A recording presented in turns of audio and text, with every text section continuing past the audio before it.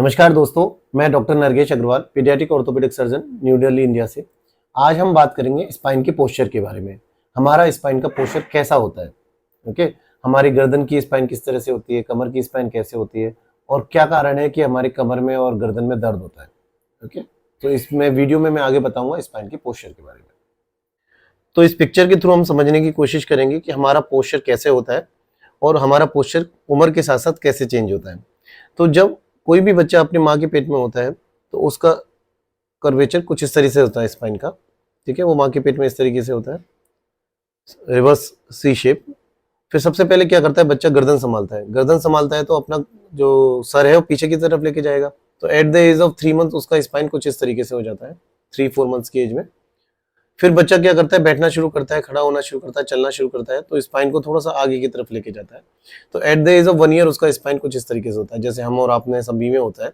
तो फ्रंट से देखने में आप सीधे दिखते हैं, लेकिन साइड से एक्चुअल जो स्पाइन का पोस्चर होता है वो इस तरीके से होता है।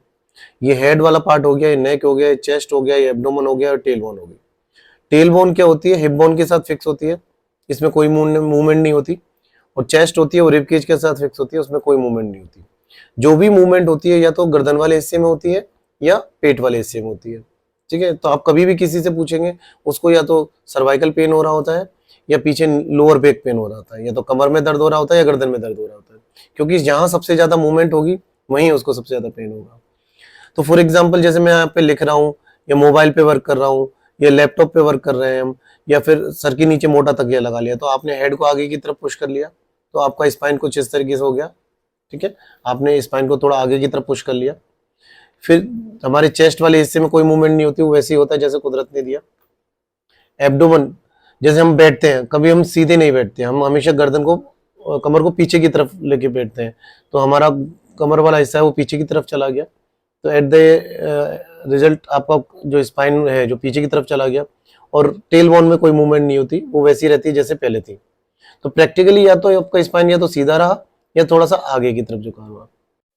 तो जैसे कि मैंने बताया आपको हमारा स्पाइन का पोस्चर कैसे होता है, तो क्या करना है, सबसे पहले क्या करते हैं हम, जैसे मैं यहाँ लिख रहा हूँ, मोबाइल पे वर्क कर रहा हूँ या लैपटॉप पे वर्क कर रहा हूँ, सर के नीचे मोटा तकिया लगा लिया, तो हमने क्या किया, अपने हेड को आगे की तरफ झुका लिया, ठीक है। तो हमारा स्पाइन जो होता है सर वाला वो आगे की तरफ हो गया। हमारा चेस्ट वाला हिस्सा होता है ऑलरेडी आगे की तरफ कर्व्ड रहता है, और जो हम कभी इस तरह से नहीं बैठते, we always sit like this, ठीक है। तो हमने क्या किया, अपना पेट वाला हिस्सा वो अंदर की तरफ ले लिया, ठीक है। तो हमारा पेट वाला हिस्सा भी पीछे की तरफ चला गया, और टेल बोन जो होती है ऑलरेडी कर्व्ड होती है, तो उसमें भी कोई मूवमेंट नहीं होती। तो प्रैक्टिकली हमने स्पाइन को या तो सी शेप रखा, आगे की तरफ झुका के रखा। So as per the Newton's law, कोई भी चीज यदि आगे की तरफ झुकना चाहेगी तो वो गिर जाएगी, लेकिन हम आगे तो गिरते नहीं, क्यों, हम तो सीधे खड़े हैं, हम आगे नहीं गिर पाते। रीजन क्यों, कुछ चीज ऐसी है जो हमें पीछे की तरफ संभाल रही है, that is the back muscles, ठीक है। हमारे पूर्वज 4 पांव पे चलते थे, हम 2 पांव पे चलते हैं, कुछ ऐसी चीज होगी जो हमें उनसे अलग बनाती है, that is the back muscles, okay. जो बैक मसल्स होती हैं जो हमें बैलेंस करने में हेल्प करती है, ओके। सो सबसे पहले फॉर एग्जांपल आपको कोई भी चीज है, फॉर एग्जांपल ये कोई भी एक आर्टिकल है, मैं आपको बोलता हूँ इसको 24 घंटे इस तरह से उठा के रखो, तो एक लिमिट पे आने के बाद में ये पेन करने लगेगा। जब आपको ये मसल्स पेन करने, हार्डली 100 ग्राम का आर्टिकल है, लेकिन मैंने आपको बोला इसको ऐसे रखो, लेकिन एक लिमिट के आने बाद पेन करा, क्योंकि ये अगेंस्ट द ग्रेविटी है। सेम इसी तरीके से आप कंटिन्यूअसली आगे की तरफ झुकना चाह रहे हो, तो एक लिमिट पे आने के बाद में आपकी बैक की मसल जो है वो पेन करने लगेगी, and that is the first sign जो आपको बोलता है कि आपका पोस्चर ठीक नहीं है। लेकिन हम क्या करते हैं, हम पेन किलर ले लेंगे, लेकिन अपना पोस्चर ठीक नहीं करेंगे। तो फर्स्ट ऑफ ऑल आपको अपना पोस्चर ठीक करने की जरूरत है, जिससे ये चीजें जो कमर दर्द होता है, सर्वाइकल पेन होता है, ये बार बार ना हो, ओके। और दूसरा क्या होता है, कंटिन्यूअसली जब मसल्स के ऊपर जो प्रेशर आता है तो वहां पे फिर हड्डियां बढ़ने लग जाती है। मैं आपको दोबारा से समझाता हूँ। तो फॉर एग्जांपल जैसे ये है, तो हमारा जो स्पाइन है वो आगे की तरफ जा रहा है, जैसे आप झुक रहे हो, आगे की तरफ झुक रहे हो, तो आपने स्पाइन को आगे की तरफ कर लिया, लेकिन मसल्स क्या उन्होंने पीछे की तरफ खींच रही हैं।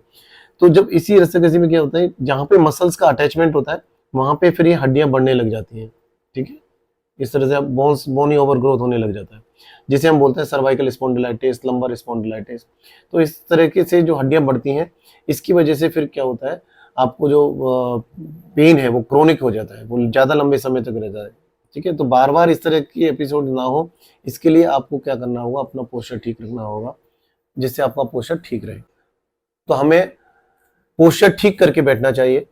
ठीक पोस्चर जैसे हमें हमेशा जो हमारा लैपटॉप है, हमारा जो टीवी की स्क्रीन है, it should be at the level of eye, हमारे आंखों के सामने होना चाहिए। जैसे आप सिनेमा हॉल में जाते हैं, तो बॉक्स ऑफिस की जो टिकट्स है वो सबसे ज्यादा हाई चार्ज करते हैं। क्यों? आप तो पीछे से बैठ के देख रहे हो, फिर भी आपको ज्यादा चार्ज लग रहा है। क्यों? क्योंकि आपकी जो बॉक्स ऑफिस की जो आप जब उसके सिनेमा का जो पर्दा देखते हो, उसका जो आई का लेवल होता है वो आपके आई लेवल पे होता है। ठीक है, आप जैसे नीचे बैठ के देखते हो तो आपका गर्दन इस तरीके से होता है। ठीक है, सो आपके कंफर्ट के लिए आईज का जो टीवी का जो स्क्रीन है या फिर मोबाइल का जो स्क्रीन है या आपका लैपटॉप का जो स्क्रीन है, ये उसका आई के लेवल पे होना चाहिए। और कभी भी गर्दन तकिया जो है वो यहाँ नहीं लगाना चाहिए। तकिया लगाओ तो बहुत पतला लगाओ, और लगाना है तो गर्दन और चेस्ट के जंक्शन पे लगाइए। ठीक है, और हमेशा कोशिश कीजिए आप सीधा बैठे योगा थेरेपी में जितना आप कर सकते हैं। और जब भी पॉसिबल हो थोड़ा स्पाइन को स्ट्रेच करते रहे, लाइक दिस, पीछे आगे दाएं बाएं, जितना हो सके स्पाइन को स्ट्रेच करते रहें, जिससे जो मसल्स हैं वो आपकी स्ट्रेच आउट होती रहें। ठीक है, धन्यवाद।